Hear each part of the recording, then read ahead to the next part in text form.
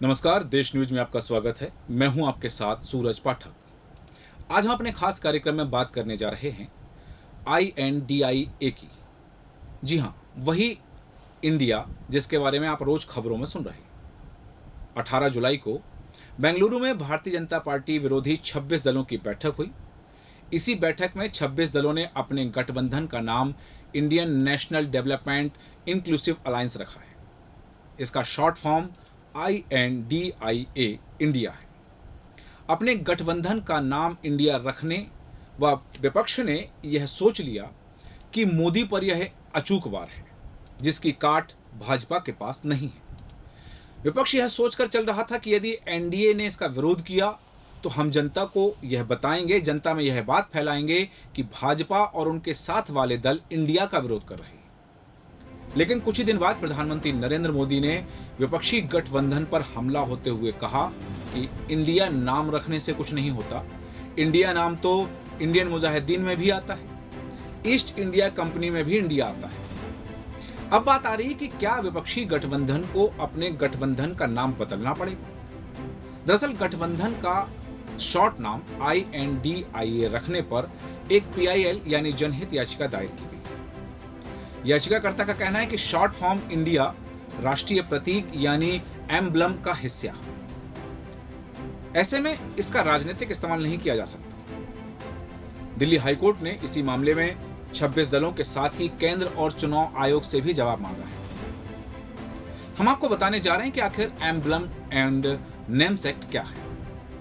क्या इसकी वजह से राजनीतिक गठबंधन का नाम इंडिया नहीं रखा जा सकता है? कारोबारी गिरीश भारद्वाज ने कांग्रेस और तृणमूल समेत 26 दलों के Indian national development inclusive alliance का शॉर्ट फॉर्म इंडिया रखे जाने पर दिल्ली हाईकोर्ट में जनहित याचिका दायर की। इसमें कहा गया है कि इन 26 दलों ने 2024 के लोकसभा चुनाव में अनुचित लाभ लेने के लिए ही गठबंधन का नाम इंडिया रखा है।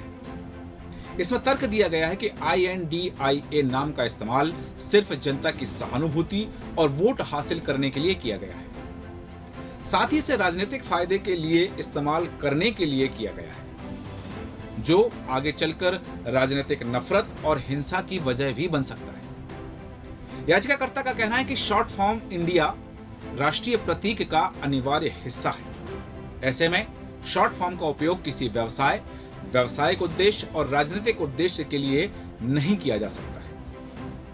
यह एम्ब्लम एंड नेम्स एक्ट 1950 का उल्लंघन है। साथ ही आगे कहा गया है कि इन राजनीतिक दलों की सत्ता की लालसा 2024 के लोकसभा चुनाव के दौरान शांतिपूर्ण, ईमानदारी और निष्पक्ष मतदान पर प्रतिकूल प्रभाव डाल सकता है।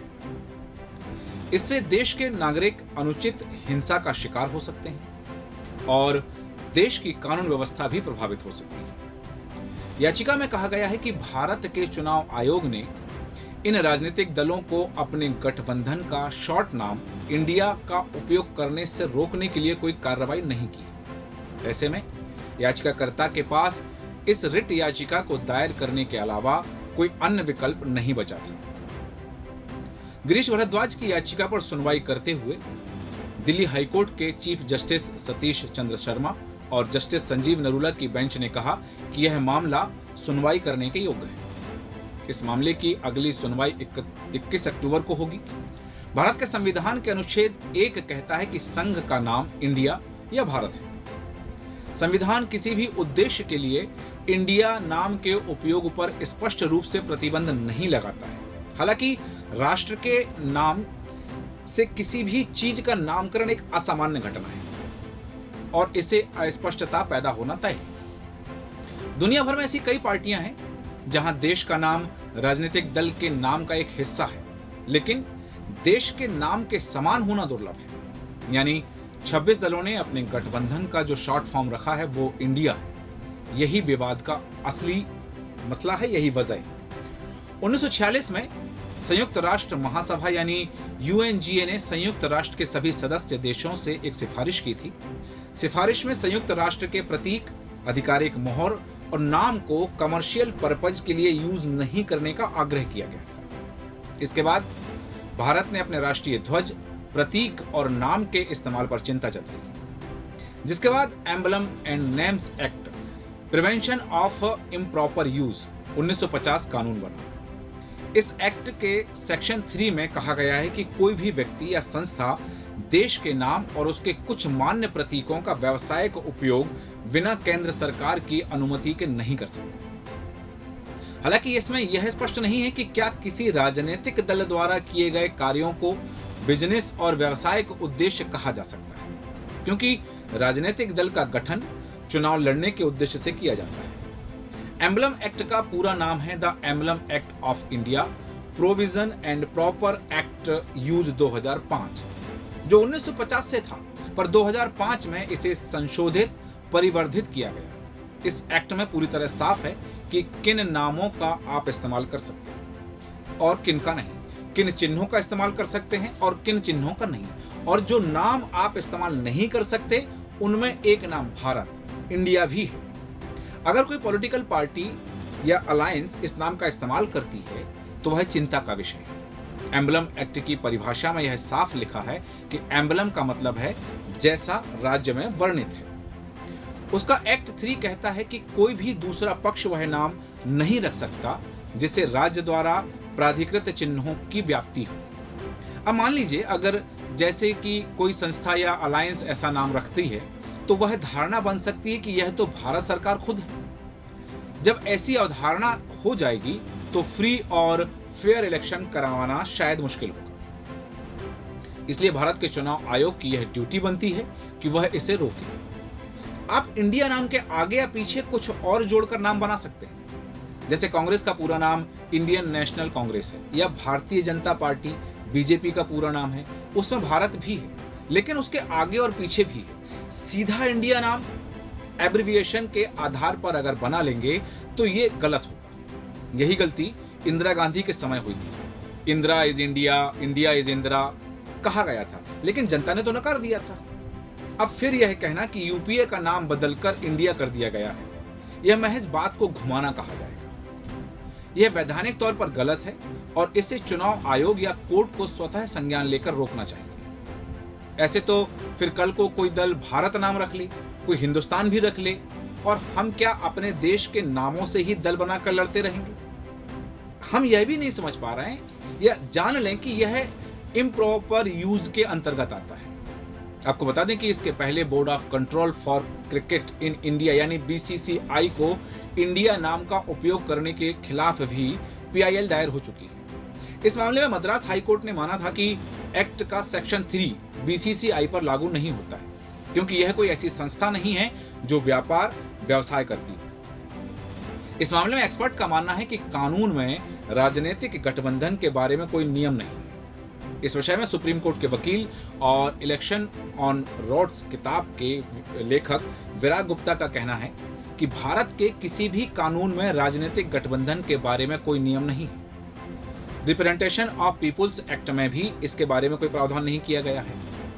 वहीं राजनीतिक गठबंधन अनेक प्रकार के होते हैं, चुनाव के पहले, चुनाव के लिए और चुनाव के बाद। इन गठबंधनों के बारे में भी चुनाव आयोग की कोई भूमिका नहीं है।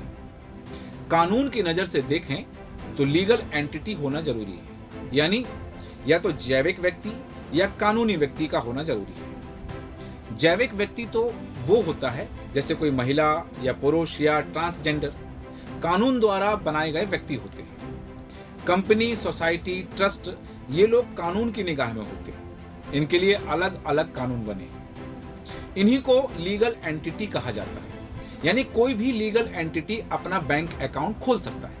लीगल एंटिटी के जो भी डायरेक्टर होते हैं या उनका मैनेजमेंट होता है, उनकी कानूनी जवाबदेही होती है। लेकिन ये गठबंधन है जो कि राजनीतिक है, यानी कानून की निगाह में इसकी कोई अहमियत नहीं है। कौन लोग इसके सदस्य हैं और कौन इसके मेंबर हैं, इसका अकाउंट खुलेगा या नहीं, रजिस्ट्रेशन होगा या नहीं, अगर लीगल एंटिटी ही नहीं है तो उसके खिलाफ किसी भी प्रकार की कानूनी कार्रवाई का ज्यादा औचित्य नहीं बनता। अगर 26 विपक्षी दलों के गठबंधन के शॉर्ट नाम INDIA से किसी कानून का उल्लंघन होता है तो ऐसे में देश में अनेक प्रकार के संस्थान हैं। इसमें कई मीडिया संस्थान हैं जिनके नाम में इंडिया है, जैसे India TV, Republic Bharat, TV9, Bharatvarsh, times of India, Hindustan times. इनमें से कई नाम कानून बनने के बाद अस्तित्व में आए हैं। इनके खिलाफ किसी कानूनी कार्रवाई की मांग नहीं हुई है। ऐसे में विपक्षी दलों द्वारा अपने गठबंधन का शॉर्ट नाम INDIA इंडिया रखने से किसी कानून का उल्लंघन नहीं होता, क्योंकि अगर इसके खिलाफ कार्रवाई की गई तो अन्य नामों के खिलाफ भी कार्रवाई करनी पड़ी। देखा जाए तो 26 दलों का नाम इंडिया नाम एक शॉर्ट फॉर्म है। शॉर्ट फॉर्म में यदि कोई आदमी किसी को कुछ बोलता है तो उसके खिलाफ कोई कानूनी कार्रवाई नहीं हो सकती है। यहाँ पर ट्रेडमार्क के उल्लंघन का भी मामला नहीं बनता है। ट्रेडमार्क के दायरे में वे चीजें आएंगी जिन्हें किसी व्यक्ति, किसी खास नाम से या लोगों के रूप में रजिस्टर्ड किया गया।